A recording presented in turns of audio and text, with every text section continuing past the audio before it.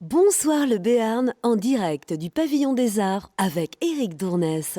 Chers amis, bonsoir. Bonsoir à vous toutes et bonsoir à vous tous. Il est 18h, passé de quelques minutes en ce jeudi 11 juin. Très heureux de vous retrouver pour déjà cette cinquième émission de Bonsoir le Béarn saison 2 avec ce cocktail auquel dorénavant vous commencez à vous habituer pour celles et ceux qui se sont reconnectés à ce rendez-vous quotidien diffusé sur pau.fr, sur la République des Pyrénées.fr, sur le sillon.info et sur la chaîne locale.tv. C'est d'ailleurs sur cette chaîne locale.tv que vous retrouvez tous les replays des différentes émissions, à la fois celles que nous avons démarrées depuis la saison 2, c'est-à-dire depuis vendredi dernier, et puis évidemment les 60 émissions que nous avons réalisées alors que nous étions en pleine période de confinement. Alors, nous sommes dans la période de l'après-confinement justement, d'où les sujets de cette soirée, le marché de l'automobile après le confinement, comment se porte-t-il? C'est la question que nous poserons à Stéphane Mazin, c'est le président du groupement des concessionnaires palois, il sera mon invité économie dans quelques petites minutes ici même.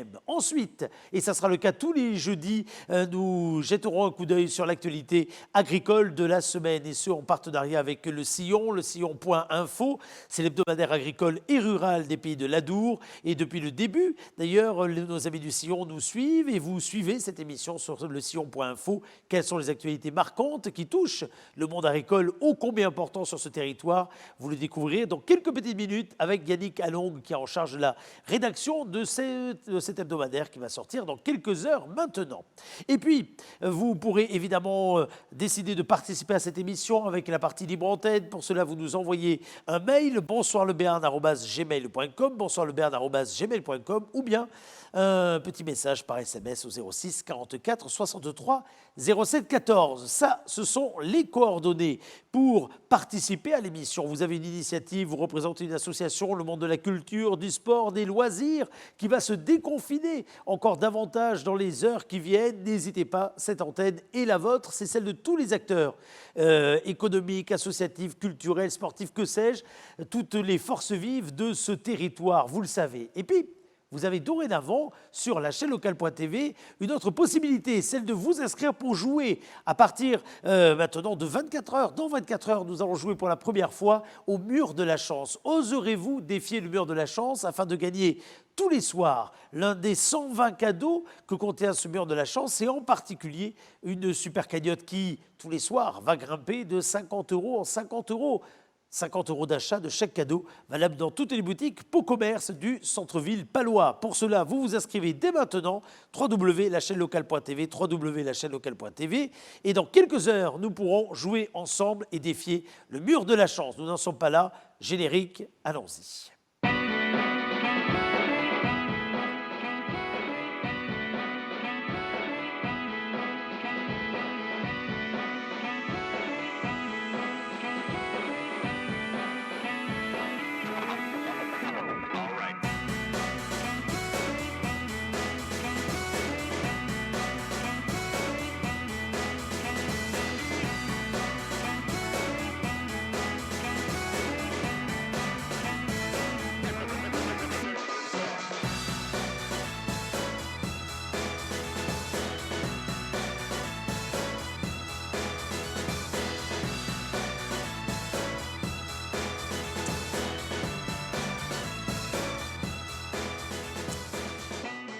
Et c'est ce soir dans les conditions du direct depuis le Pavillon des Arts que je vous souhaite la bienvenue. Pavillon des Arts mis à disposition par la ville de Pau. Alors vous avez vu le ciel et la météo aujourd'hui en ce jeudi 11 juin. Le ciel n'est pas très sympa. On espère que ça va aller mieux dans les jours qui viennent et notamment que ça ira mieux le 21 juin pour la fête de la musique. Pourquoi je vous parle de la fête de la musique? Parce que, sachez-le, notez-le, le dimanche 21 juin de 15h à 22h, nous serons en direct, vous et nous, depuis le Pavillon des Arts qu'on va transformer pour l'occasion en une véritable scène ouverte. Nous y recevrons des groupes musicaux, nous fêterons la musique ensemble et nous suivrons tout le programme musical concocté par le service culture de la ville de Pau aux quatre coins de la ville avec des scènes déambulatoires sur camions, 5 scènes mobiles qui vont circuler dans les rues de la ville. Nous suivrons tout cela en direct. Il y aura également des groupes musicaux au Palais Beaumont pour une fête de la musique très originale, virtuelle cette année, ce qui ne nous empêchera pas, je pense, d'être autour de ces camions ou d'être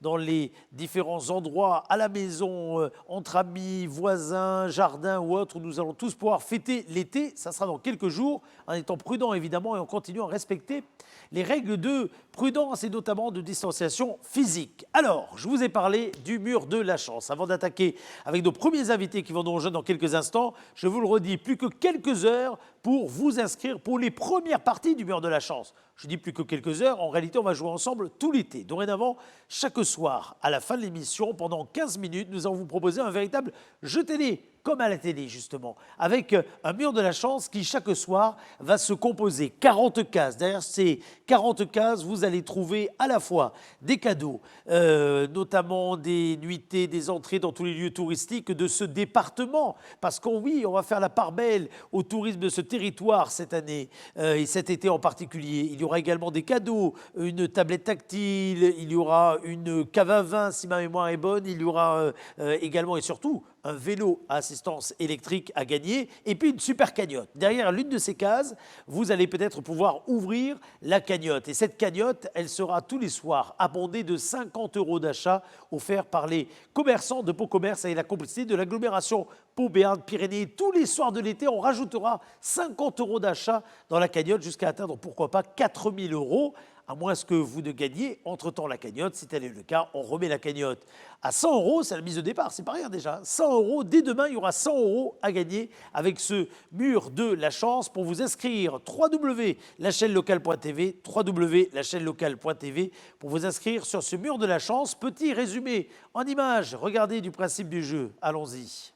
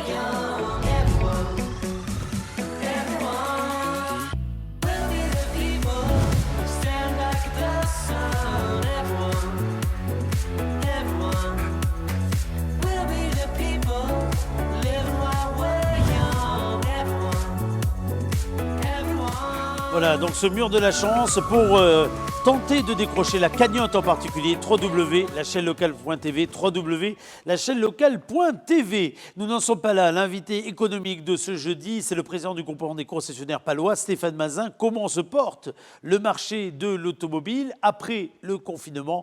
Il nous répond juste après ce jingle.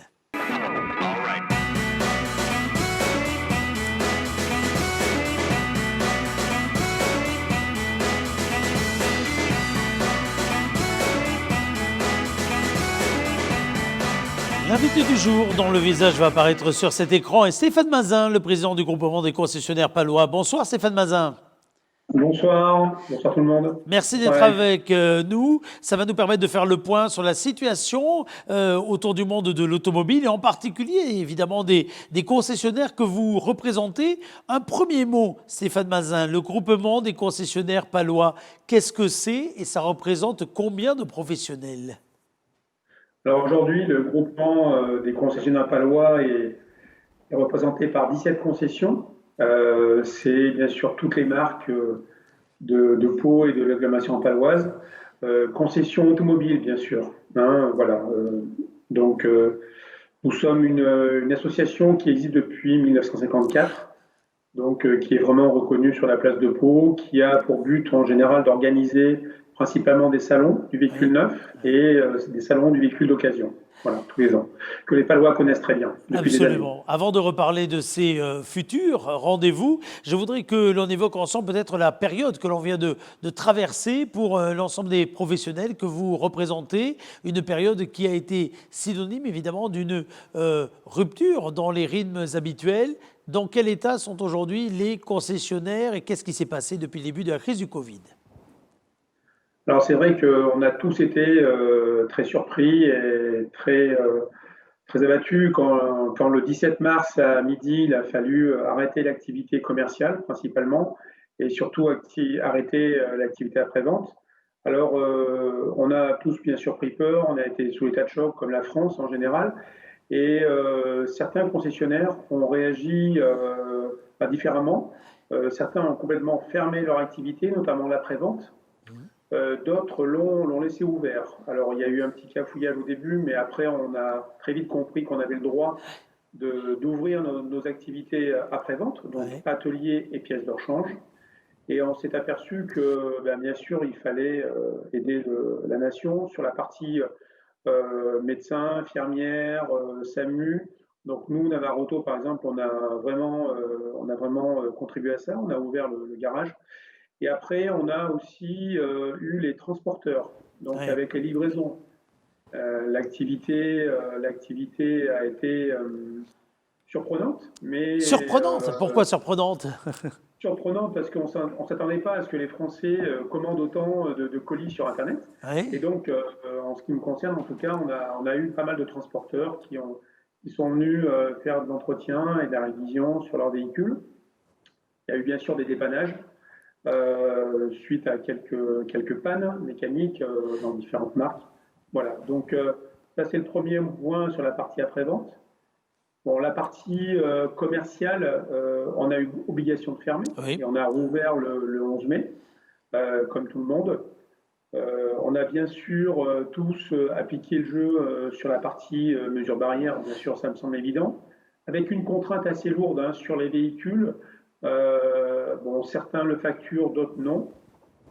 Les contraintes, bien sûr, de désinfection des véhicules. Et ça a été une situation, bien sûr, inédite. On est tous repartis en tant que concessionnaire le 11 mai sur une certaine crainte de l'activité commerciale sur les ventes de voitures neuves et d'occasion. Et oui.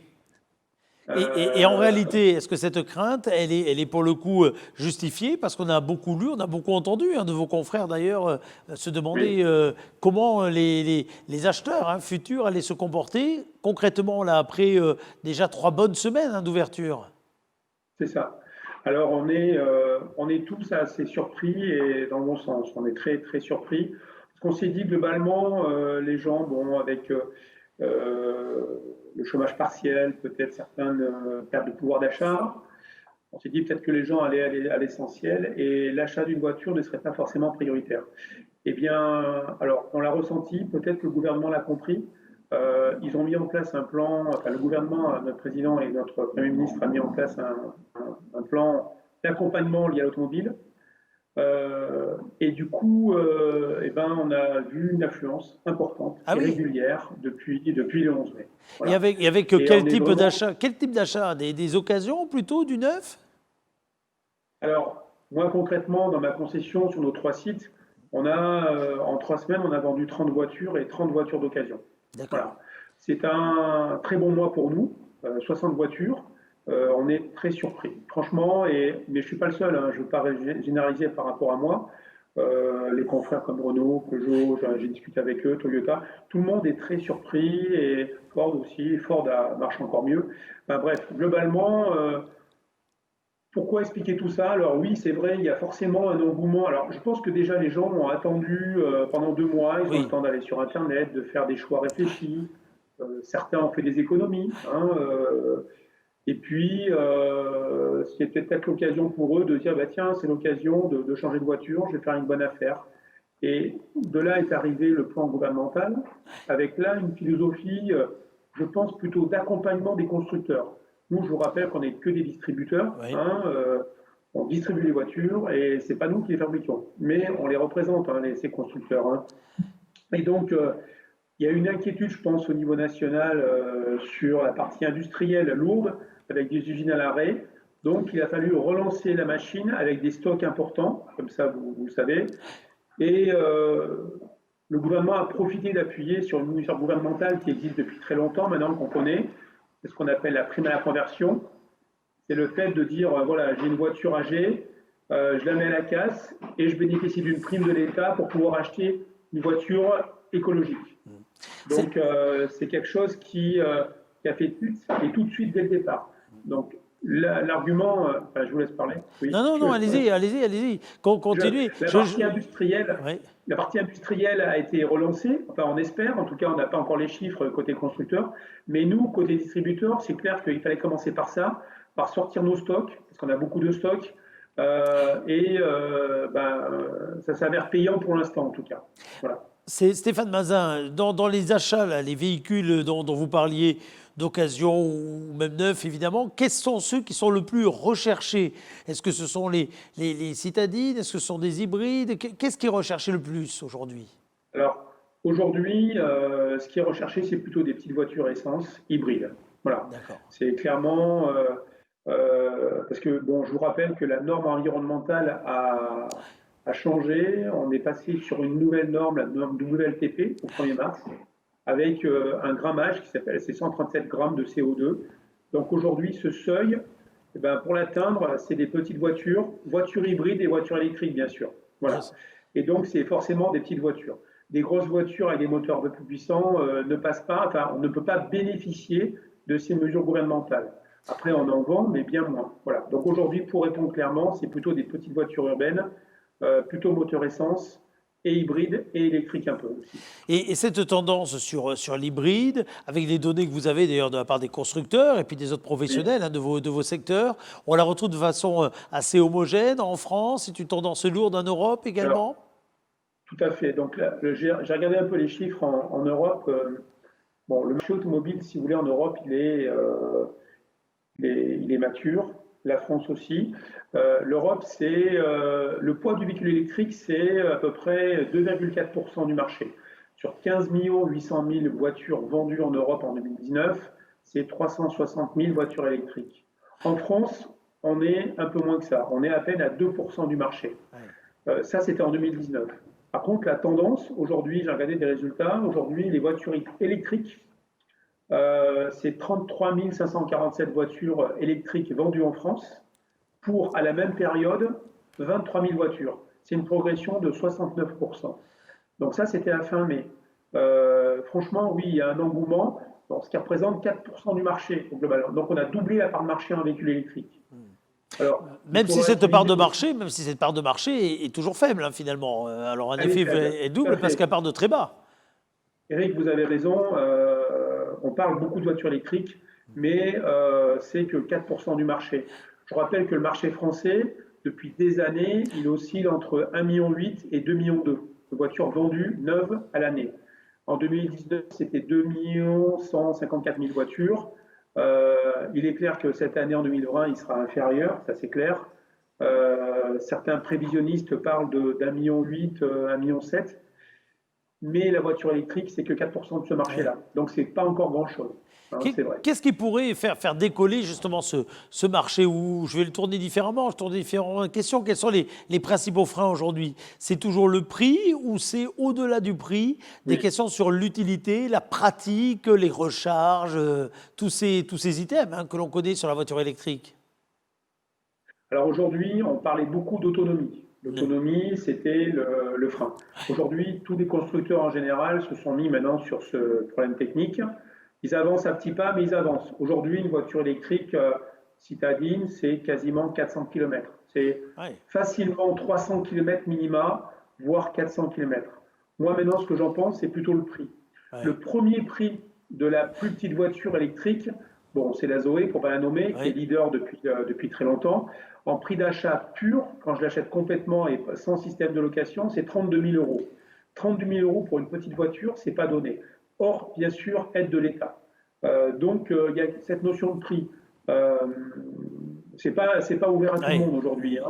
Moi, c'est ce que je pense. Sachant que La voiture électrique est faite d'abord pour un usage qu'on en veut, quoi. Si on roule beaucoup, si on fait 20 000, 30 000 à Oui. l'année, une voiture électrique n'est pas forcément utile. C'est clair. Et alors, je reviens sur les hybrides dont vous rappeliez tout à l'heure l'importance hein, aujourd'hui. Oui. Est-ce que finalement, on ne va pas tous se réfugier, entre guillemets, faute d'aller vers l'électrique pour les raisons qu'on vient peut-être d'évoquer, mais vers les solutions hybrides en se disant, bah, finalement, ça peut suffire. Il est clair que le marché hybride est supérieur au marché électrique. Alors, je vous rappelle que dans les hybrides, il y a le système PHEV où on met une prise électrique qu'on va brancher, on va recharger une batterie, où il y a un système classique de recharge Oui, automatique, on n'a pas de prise à brancher. Voilà, c'est ces deux systèmes-là. Et là, aujourd'hui, le marché, c'est globalement 7% du marché. Voilà. d'accord. Donc, si je fais l'électrique plus l'hybride, c'est à peu près 12% du marché. Donc, c'est quand même, il y a encore un gap quand même, hein, je dirais, Oui. par rapport à l'ensemble du marché global.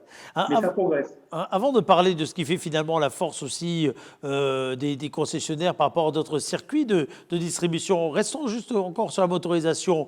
On a beaucoup été ces derniers mois préoccupés par l'avenir ou la disparition annoncée du diesel. Vous en pensez quoi réellement là, dans ces dernières ventes que vous avez réalisées? Moi, je pense que, alors, c'est vrai que le diesel, on n'en parle pas trop ces temps-ci dans le cas concret, parce qu'avec la prime à la conversion, les diesels, enfin, certains diesels sont encore très efficaces. Moi, ce que j'en pense, c'est que le diesel aujourd'hui n'est pas mort. Et aujourd'hui, le diesel a son atout, parce que c'est une technologie qui existe depuis très longtemps. Euh, je vous rappelle qu'il y a des normes. Les normes Euro 6 Ouais.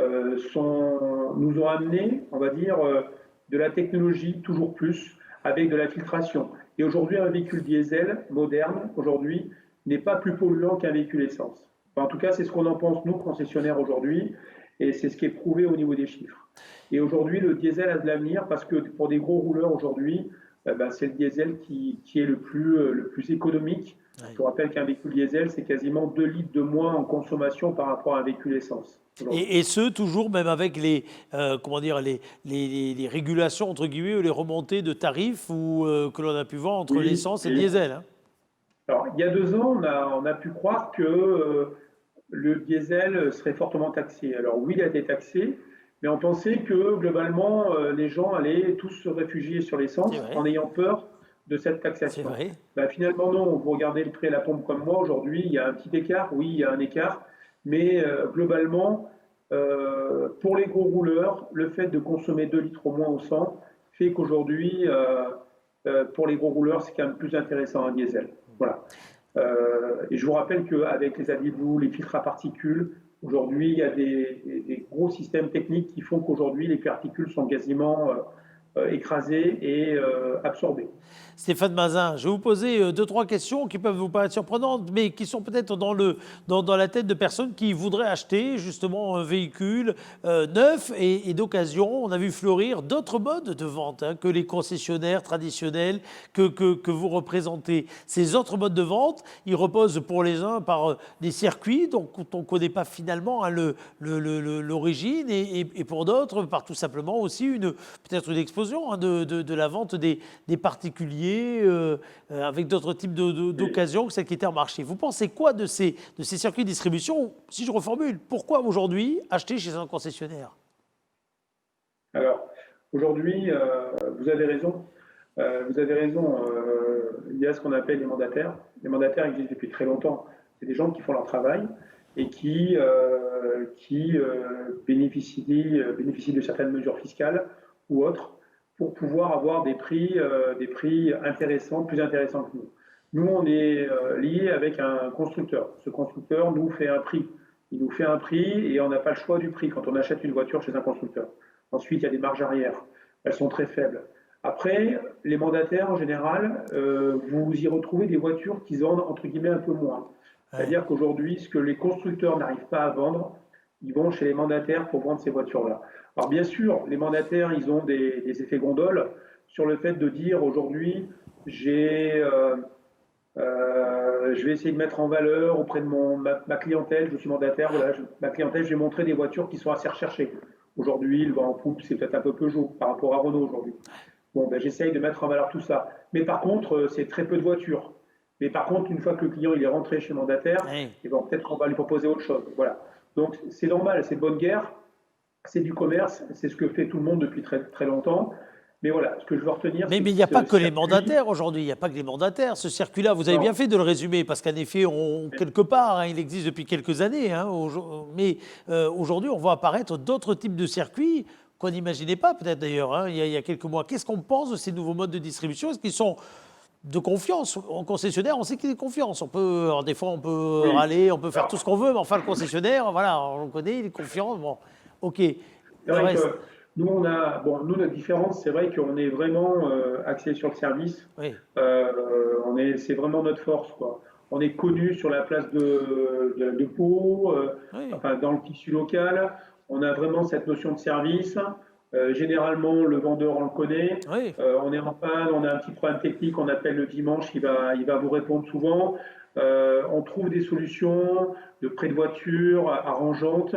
Il y a des entre guillemets des avantages. Mais ça, parce que c'est cette relation locale qu'on entretient et c'est ce qui fait notre force, c'est notre plus-value. C'est notre plus-value, c'est clair. C'est clair que Euh, voilà. Et aujourd'hui, par rapport à des canaux, encore une fois, Internet en particulier ou autre, oui, est-ce Internet. que vous avez l'impression que finalement, dans ce monde dont on se dit que le rapport de proximité ou de confiance regagne du Oui. terrain, est-ce que vous avez l'impression que ça peut jouer en votre faveur, justement? Alors, moi déjà, je pense que déjà par le produit déjà, quand on va sur Internet pour acheter une voiture, c'est pas une boîte de conserve, c'est pas une Oui, brosse à dents, quoi. Je veux dire, c'est vrai. aujourd'hui, le prix de la Ou voiture, alors, si c'est du boîte de conserve, c'est que vraiment on a fait un mauvais achat. Vous avez raison. oui, c'est ça, c'est juste. Par contre, c'est vrai que quand on met une somme 20 000, 30 000, 40 000, 50 000 euros payés sur Internet, c'est pas toujours facile. Alors, c'est vrai que les circuits, ces nouveaux circuits de distribution, bah, n'ont pas ce qu'on a, c'est-à-dire faire essayer une voiture, avoir le conseil. Oui, ils ont des plateformes, ces gens-là. Mais aujourd'hui, franchement, on est bien sûr en concurrence depuis des années, on est habitué avec ces gens. Ces gens, on les respecte. Ils ont du travail, ils font du travail comme ils le font bien, hein, je dirais globalement. Mais on n'est pas globalement inquiet non plus. Parce qu'on D'accord. a quand même nos savoir-faire. On a notre savoir-faire et on a la vraie connaissance produit. On est vraiment l'expert de notre marque. Eux font toute marque en général. Ah Voilà. oui. Donc en termes de conseils, il y a peut-être plus de déperdition. Ils jouent plus sur le volume. Voilà. Pour faire le tour d'horizon, pour essayer d'être didactique, parce que c'est finalement l'intérêt de cette émission. Aujourd'hui, Stéphane Mazin, on reste propriétaire de sa voiture ou est-ce que surtout la vraie tendance lourde, c'est que finalement, aujourd'hui, on utilise des voitures, mais on n'en est plus vraiment propriétaire. Avant, c'était Ça, une fin en soi ouais, d'avoir sa voiture. Pour certains, c'était même un c'est clair. rêve. Aujourd'hui, on voit bien qu'on est plutôt dans la voiture utilitaire, mais dans le bon sens du terme, hein, C'est qui ça. rend une utilité. D'accord. Est-ce que c'est pas ça le vrai changement de fond finalement de vos métiers? Ouais, oui, vous avez raison. C'est vrai qu'on a constaté ça, les locations avec option d'achat, les locations longue durée, les LLD, ça c'est en train d'exploser. Alors ça a beaucoup démarré avec les sociétés, Oui, oui, avec des intérêts fiscaux, hein, de charges plutôt que d'amortissement. Et aujourd'hui, maintenant, ça vient réellement sur le particulier. Et aujourd'hui, le client veut ne plus être embêté. On fait du tout en un. Aujourd'hui, je paye une charge mensuelle. Je sais que dans cette charge, il y a le coût de la voiture, il y a l'entretien, il y a l'assistance. Je ne suis pas embêté. Je sais que je n'aurai pas de surprise. Et qu'à la fin, je sais qu'au bout de 3 ans, 4 ans, on va me dire, ben voilà, monsieur, on va vouloir prendre à telle valeur sans aucune surprise. Donc, c'est vraiment une assurance tout risque en termes de sécurité. Et c'est vrai que ça a explosé. Et aujourd'hui, nous, pour notre marque, globalement, Fiat Alfa Romeo, c'est à peu près 40% de nos ventes ah oui, oui, c'est aujourd'hui. énorme, Ouais, c'est énorme. c'est énorme, c'est énorme. Et, Y compris mais avec des taux ailleurs, d'intérêt partout. bas, y compris avec des taux d'intérêt bas comme Oui, les périodes, etc. qu'on vient de voilà. connaître finalement. Aujourd'hui, bien sûr, on a tous les constructeurs, après que la sortie du Covid, on est tous à des taux quasiment à 0%, très faibles, payés en 2021. Mais aujourd'hui, oui, vous avez raison, les taux sont très bas et ben, les gens ne sont pas dupes. Et ils vont chez un spécialiste, y compris faire du financement et de l'assurance, donc chez nous, plutôt que d'aller séparer la chose, aller voir un banquier et aller voir un constructeur après. Voilà, donc on a vraiment un avantage. On a su s'adapter par rapport au monde du financement aussi. Et le tout en un est quand même pas mal. Voilà. Est-ce que c'est le moment ou pas d'acheter une voiture? Bref, est-ce que parce que vous aviez des stocks, parce que les constructeurs ont des stocks, parce que tout ce qu'on veut, on va avoir là, dans les jours qui viennent, ce qui est devenu d'ailleurs un fil rouge hein, dans vos établissements, les Oui, 3 jours pour c'est les ça. uns, les week-ends portes ouvertes pour les Voilà, autres, c'est et ça. autres opérations spéciales pour avoir des prix. Moi, franchement, allez, je vais vous le dire, j'enlève ma casquette de concessionnaire Ouais, et de groupement des concessionnaires palois. C'est la première fois, j'ai plus de 30 ans d'ancienneté dans l'automobile, c'est la première fois que je vois des mesures aussi fortes. d'accord. Aidées par le gouvernement, parce Ouais, que bon, dans un certain âge, hein, on a connu les jupettes, les baladurettes, les différentes mesures à la casse. Mais là, aujourd'hui, il y a vraiment des moyens. Alors, bon, les moyens, ils sont ce qu'ils sont, parce que tout le monde ne peut pas en bénéficier, mais quand même une grosse partie. Et il y a vraiment des moyens, parce que, vous l'avez justement dit, il y a aussi beaucoup de stocks. Nous, ouais, à titre personnel, au niveau de la concession, on a fait du déstockage au mois de mars. On s'est retrouvé avec 60 voitures en plus à déstocker, enfin au eh niveau du oui. groupe. Et ben, aujourd'hui, on est tous pareils. On est tous pareils, toutes marques confondues. On a quand même du stock. Donc c'est intéressant. On a ces moyens qui tombent à point nommé par rapport aux constructeurs. Euh, on a des moyens donnés par l'État et c'est vraiment le moment. Alors, on a les opérations portes ouvertes ce week-end Ouais. pour toutes nos marques. Et puis, en général, on sait très bien que le mois de juin, c'est un mois fort parce que les gens, avant les vacances, veulent partir.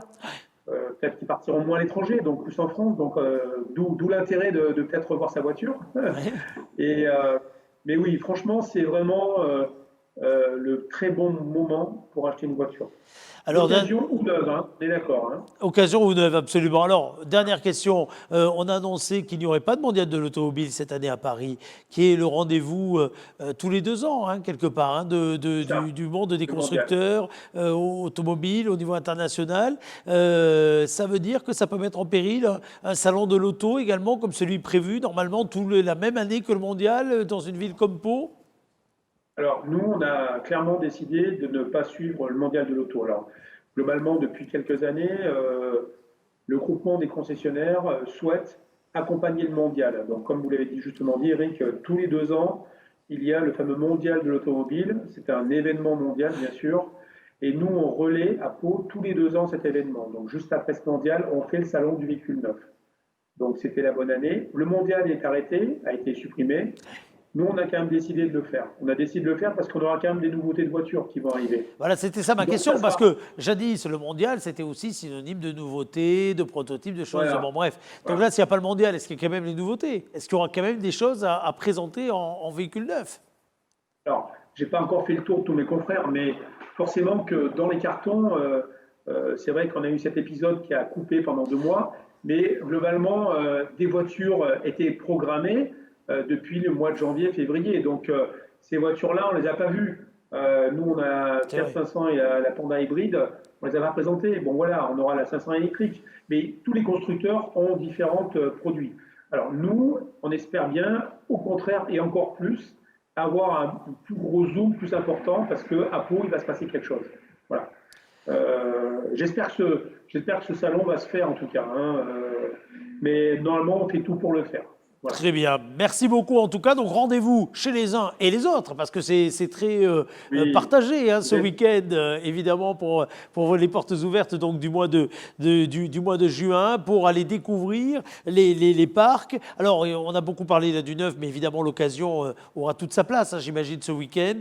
oui. Il faut Alors, rappeler que quand vous mettez d'ailleurs en service des voitures d'occasion, ça veut dire que vous et vos confrères, hein, elles sont garanties, ces voitures d'occasion d'ailleurs. Alors voilà, ces voitures d'occasion, alors j'en profite justement, Eric, vous avez raison, c'est qu'on a décidé cette fois-ci de faire un petit salon véhicule d'occasion au sein de la Foire Expo du mois de septembre. Donc ça, c'est une nouveauté.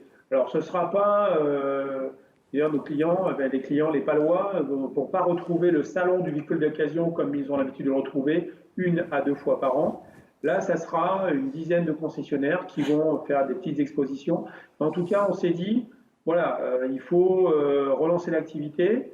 Au vu du dynamisme qu'on a, on est très confiant. Et pour répondre aussi à votre question, donc nous, en tant que concessionnaire, on reprend des voitures quand on vend des voitures neuves. Oui.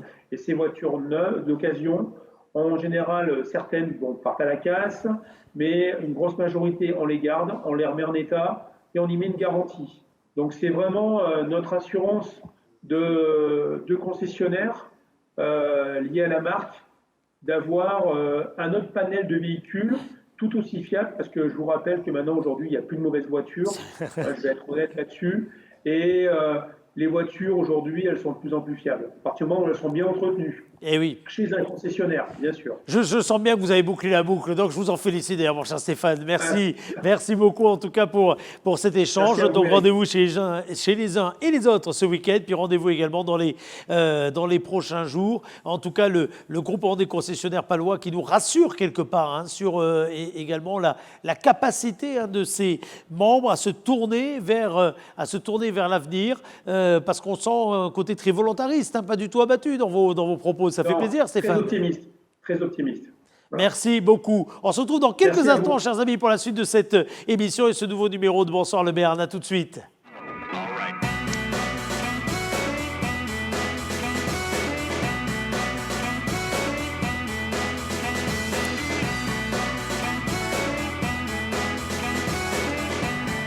Alors, chaque soir dans Bonsoir le Béarn, vous le savez, on va alterner celles et ceux qui vont nous parler de l'actualité du jour avec les différentes rédactions, celle de la République des Pyrénées, celle du Journal Sud-Ouest. Et le jeudi, ou en tout cas dans les dernières heures de la semaine, nous serons en direct avec celui qui est en charge la rédaction du journal Le Sillon, lesillon.info. Il s'agit de Yannick Allong qui est avec nous par liaison téléphonique depuis son bureau. Bonsoir, mon cher Yannick.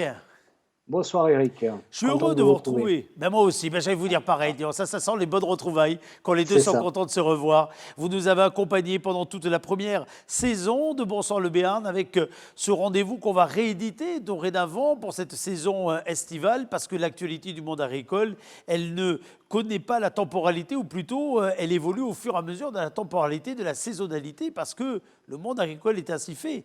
Il dépend évidemment du temps, celui du ciel, et puis du temps, celui de nos montres. Et d'ailleurs, en ce moment, le temps est vraiment pas très clément avec les agriculteurs. La pluie retarde un petit peu la fin des semis. Tout le monde attend le soleil avec impatience. Absolument, tout le monde attend le soleil avec impatience. Alors, on va jeter un petit coup d'œil, si vous voulez bien, Yannick, sur la une du Sillon, dont on va rappeler qu'il est distribué en boîte aux lettres pour la partie papier dans les dernières heures de la semaine, mais qu'il y a également le site internet, évidemment, pour suivre en temps réel toute l'actualité du monde agricole, Yannick.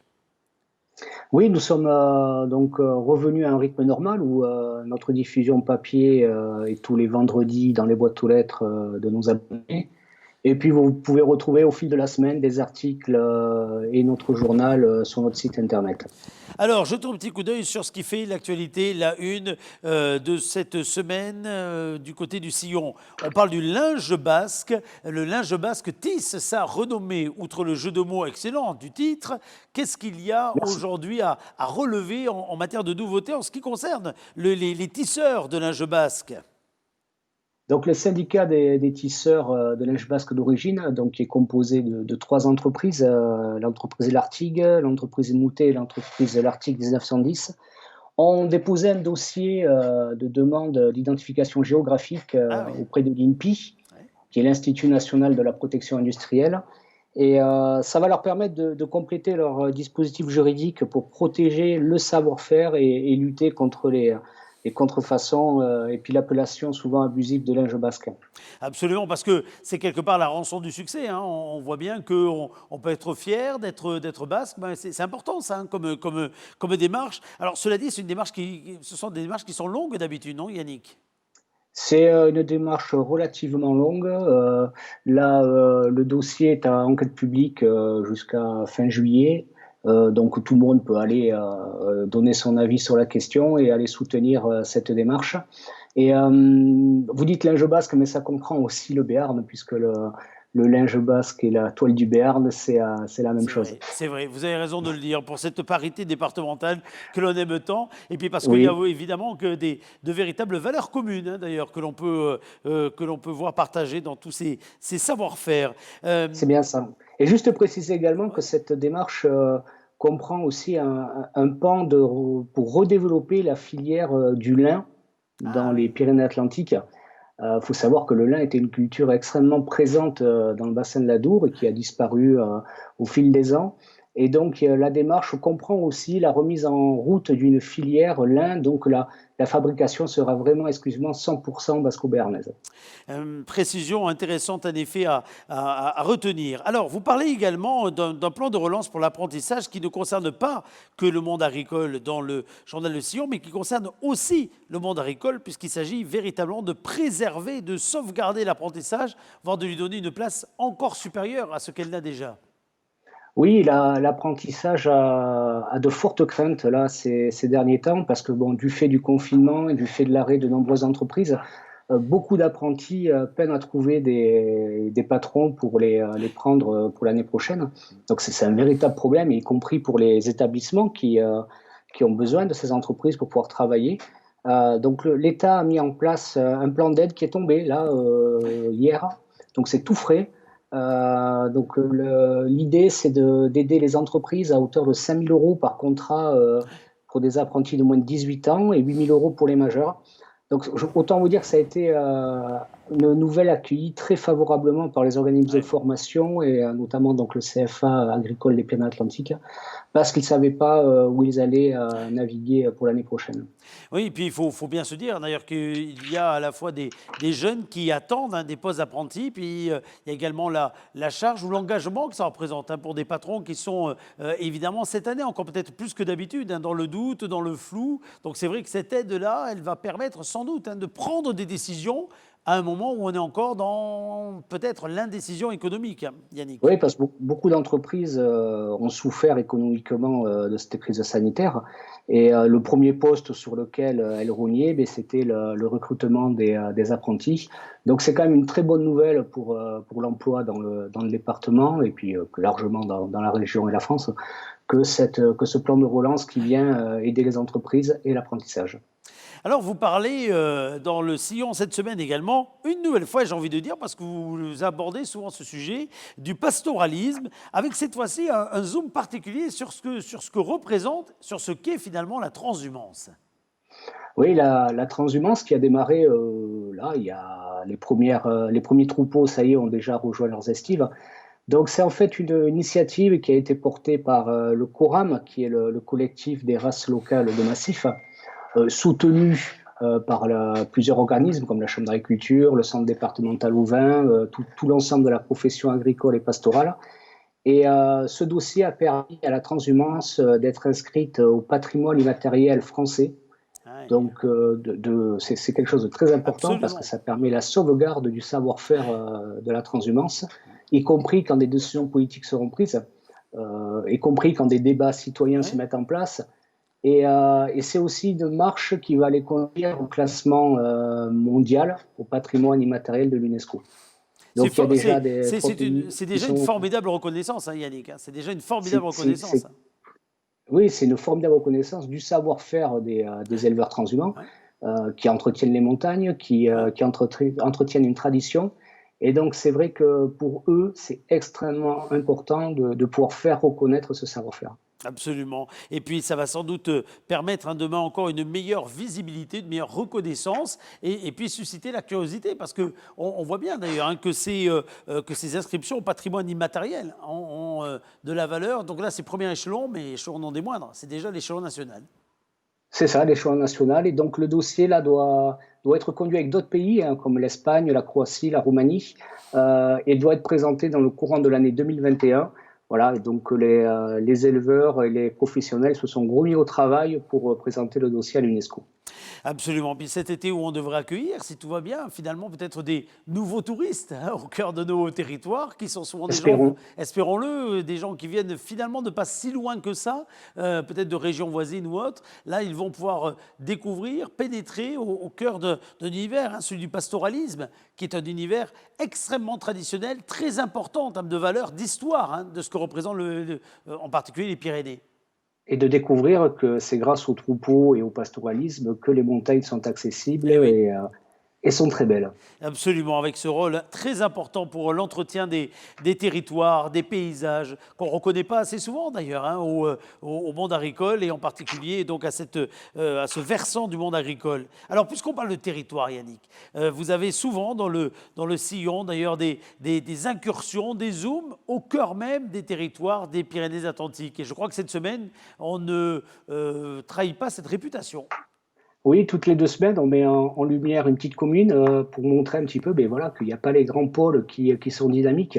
Ces petites communes sont également extrêmement dynamiques et font tout pour vivre et pour permettre à leurs habitants de bien vivre.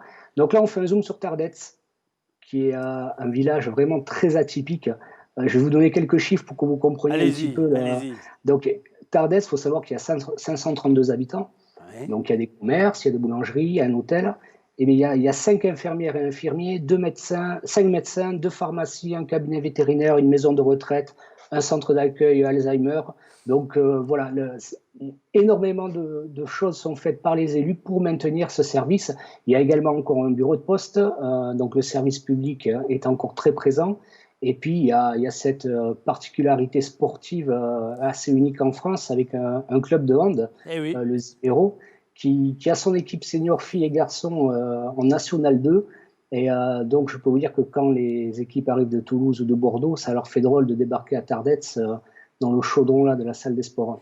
Et avec des équipes qui, d'ailleurs, au fil du temps, avec une véritable régularité, obtiennent à la fois de belles victoires, défendent, mouillent le maillot.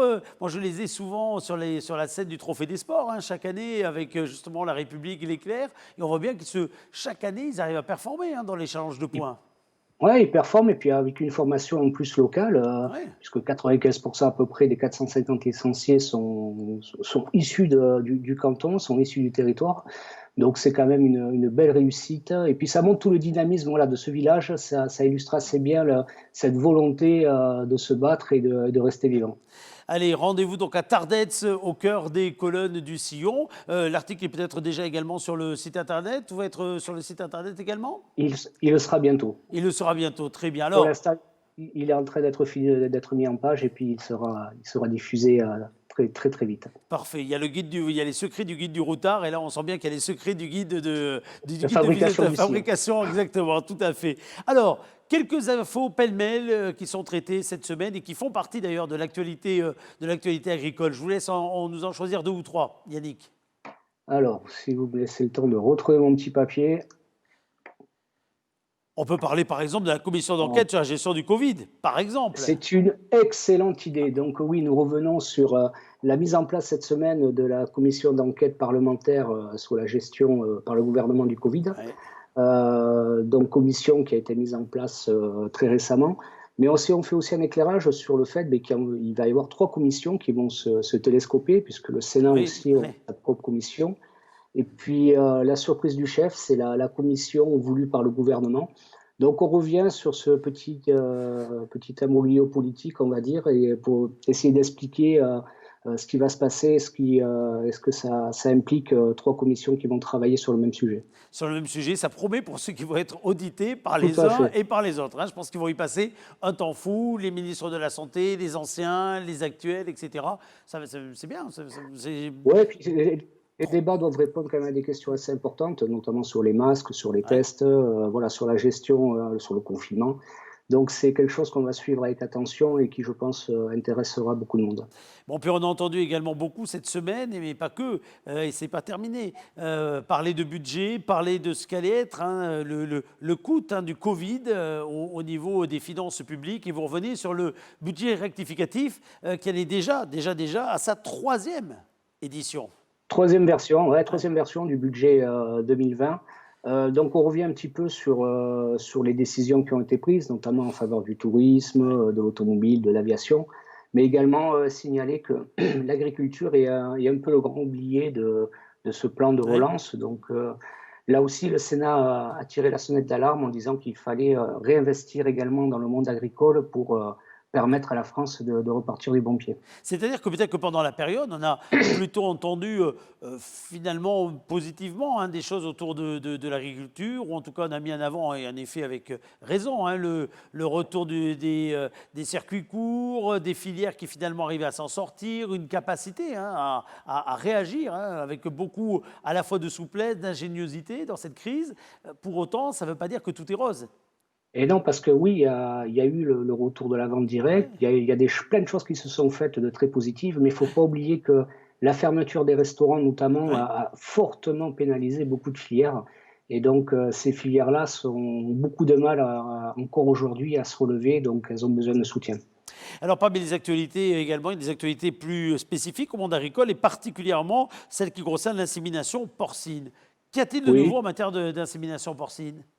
Oh, il y a pas grand-chose de nouveau. On avait envie de faire un petit zoom sur le travail de l'IMPIG qui travaille à la station de Danguin. Donc, pour montrer que là aussi, il y a des progrès qui sont faits sur la génétique animale et mettre en lumière tout le travail qui est fait pour permettre aux producteurs de pouvoir avoir des troupeaux sains sur le plan sanitaire et puis performants sur le plan économique. Et puis vous avez choisi cette semaine de terminer cette chronique, mais également une partie de votre journal en parlant du datura. De quoi s'agit-il ? Vous connaissez le datura, non ? Alors, moi je le connais, mais parce que je n'ai pas de mérite. Comme ça fait 2-3 fois que je traite dans les mondes agricoles. C'est pour ça, voilà, mais je pense que si on fait un sondage autour du datura, vu qu'on a eu Stéphane Mazin tout à l'heure qui nous a parlé de voiture, les gens vont croire que c'est un nouveau modèle de voiture, alors que ce n'est pas du tout ça. Non, c'est pas ça. Le datura, donc c'est une mauvaise herbe. Qu'on retrouve dans les cultures, mais cette mauvaise herbe est extrêmement toxique et peut transmettre cette toxicité à la plante auprès de laquelle elle est, et c'est transmissible à l'homme. Donc il est très important de lutter contre cette mauvaise herbe, parce qu'après on peut retrouver des molécules nocives pour la santé humaine dans les cultures. Donc voilà, ça remet aussi un petit peu en lumière le débat autour des produits phytosanitaires. Oui, il faut limiter les produits phytosanitaires, tout le monde en est conscient, mais il y a des plantes contre lesquelles il n'y a pas d'autre solution pour l'instant que d'utiliser ces produits. Et les produits sont moins nocifs que les plantes qu'elles tuent. Donc je pense que c'est important aussi de le rappeler. Absolument, mais ça remet évidemment en perspective le fait qu'il y a des molécules, des médicaments qui sont des vrais traitements. Après, il y a d'autres questions peut-être sur l'importance de l'utilisation de ces médicaments ou autres, mais il ne faut pas oublier en tout cas que ces médicaments, ils ont aussi très clairement des missions. C'est pas par plaisir qu'on les passe, qu'on les met en place, parce qu'ils ont aussi une vraie vocation au niveau de la santé, en particulier. Et puis ça a un coût aussi pour les producteurs, donc c'est pas par plaisir qu'ils font ça, c'est pour protéger les plantes et au final protéger la santé des consommateurs. Parce que voilà, l'exemple du datura est criant, c'est une plante, comme je vous disais, extrêmement toxique pour la santé humaine. Absolument. Et pour s'en convaincre, donc rendez-vous dans les colonnes du Sillon pour en savoir plus. Il devrait y avoir d'ailleurs encore beaucoup d'actualités dans les semaines, dans les jours qui viennent concernant le monde agricole. Vous allez suivre tout cela, vous allez nous le faire partager, sachant qu'il y a un enjeu là qui pointe son nez maintenant pour les Pyrénées-Atlantiques, parce que c'était peut-être pour d'autres territoires déjà le cas. C'est aussi l'enjeu du recrutement, là, des saisonniers, parce que maintenant, il va falloir la main-d'œuvre chez nous. Alors oui, pendant le confinement a apporté une petite chance pour les producteurs, c'est qu'ils avaient les familles à la maison. Ouais. Donc la main-d'œuvre familiale a beaucoup servi. Mais là vont commencer les castrages de maïs dans pas longtemps. Il va y avoir le piment d'Espelette, un peu plus tard la vigne. Donc c'est vrai que le recrutement des saisonniers est quelque chose de très très important pour nos producteurs. Et là encore, le fait de pouvoir recruter à l'étranger quand c'est pas possible de le faire en France, l'autorisation qui a été donnée aux producteurs de le faire est quand même une bonne chose. Alors, maintenant ouvrir les frontières. Absolument. On y reviendra d'ailleurs dans les jours qui viennent, puisqu'on essaiera de donner la parole à ces structures qui sont autour du recrutement, de l'emploi agricole, parce qu'on a beaucoup parlé d'ailleurs pendant ces émissions Bonsoir le Béarn, des enjeux liés à la formation, notamment dans les lycées agricoles, publics, privés. On a beaucoup parlé des longues carrières qu'il y avait dans le monde agricole, mais il ne faut pas oublier que le monde agricole est également un très important pourvoyeur de petits contrats, en tout cas de main-d'œuvre saisonnière, qui ont également toute leur importance. Alors d'abord, elles sont indispensables pour les cultures, mais elles ont aussi, en termes d'emploi, de poids économique, une réelle masse à défendre. Hein. Il y a de gros enjeux. Elles permettent vraiment d'employer beaucoup de personnes, d'autant que la main-d'œuvre saisonnière s'étale sur toute l'année. Il y a toujours des travaux à faire dans les champs ou dans les maraîchages, dans les élevages. Donc, il y a une vraie offre d'emploi pour la main-d'œuvre. Absolument. Merci beaucoup. Vous avez entendu la petite sonnette? Ce n'était pas fait exprès, mais ça veut dire hop, que c'est pile le moment où il faut s'arrêter. Donc c'est parfait. Ouais, c'est mes collègues qui me disent il faut boucler, il faut boucler. C'est ça, ben voilà, exactement. Ben c'est pile le moment. Merci beaucoup, mon cher Yannick, d'avoir pris ces quelques petites minutes pour nous parler de l'actualité agricole. Je vous dis à la semaine prochaine. Oui, je serai présent. Eh bien, parfait. Merci. On va revoir une dernière fois la une du Sillon, donc apparaître demain, à recevoir dans la boîte aux lettres et sans attendre à retrouver sur le sillon.info. Cette une, la voici, la voilou, avec l'ensemble des titres que l'on a évoqués rapidement et qui sont détaillés par toute l'équipe du Sillon. Dans quelques instants, je vais vous inviter une nouvelle fois à regarder, vous inscrire pour participer à notre libre antenne. Vous avez un numéro de SMS, on ne va pas avoir le temps de prendre l'appel ce soir, j'en suis désolé, on va reporter ça à demain. 06 44 63 07 14, 06 44 63 07 14, ou bien par mail bonsoirleberne@gmail.com. Et c'est demain qu'on prendra les invités présents pour cette libre antenne. On a un petit peu débordé sur la partie économie tout à l'heure, mais c'est très important de faire le tour de ce qui concernait aujourd'hui la reprise économique en matière automobile. Je vous annonce rapidement, encore une fois, une dernière fois, que vous pouvez vous inscrire du côté du mur de la chance pour tenter votre chance, décrocher le premier chèque cadeau de 100 €, pourquoi pas, ou bien gagner le vélo à assistance électrique, ou bien la cave à vin, ou bien les passes gourmands offerts par l'Office de tourisme de la ville de Pau. Pour cela, vous serez donc confronté à ce mur qui, grâce à des moyens technologiques dont je ne vais absolument pas me lasser de souligner l'ampleur, c'est pour vous dire ce gros budget que nous avons, vous avez cet énorme mur qui est à votre disposition et dès demain, vous essaierez d'affronter le mur, de découvrir au hasard des cases, ce qui se cache à l'intérieur. Vous aurez de la chance, je l'espère. Alors c'est un jeu où il y a très peu de connaissances à avoir, mais plutôt de l'intuition et de la chance. On va vous faire parier sur des choses. Vous allez parier sur des couleurs, vous allez parier sur des défis qui vont être réalisés par les commerçants palois, mais également par des sportifs du côté du stade d'eau vive du parc Aquasport. J'espère qu'il fera un peu meilleur dans les prochaines heures parce que tous les soirs, nous nous connecterons avec le parc Aquasport pour que vous puissiez parier sur la réussite ou sur l'échec d'un défi qui sera lancé avec des sportifs au parc Aquasport qui rouvre, vous le savez, ses portes, rafting, kayak et autres activités, paddle sur eau, etc., etc., sont à votre disposition. N'hésitez pas à découvrir, à redécouvrir, à vous réapproprier ce lieu absolument incroyable à 2 pas du centre-ville de Pau avec ce parc Aquasport qui est ouvert à tous et qui n'est pas réservé qu'à l'élite du slalom français en kayak comme le parc sait l'accueillir, évidemment. Mais il n'y a pas que ça dans le parc, loin s'en faut. Inscrivez-vous, www.lachaîneLocale.tv, c'est gratuit.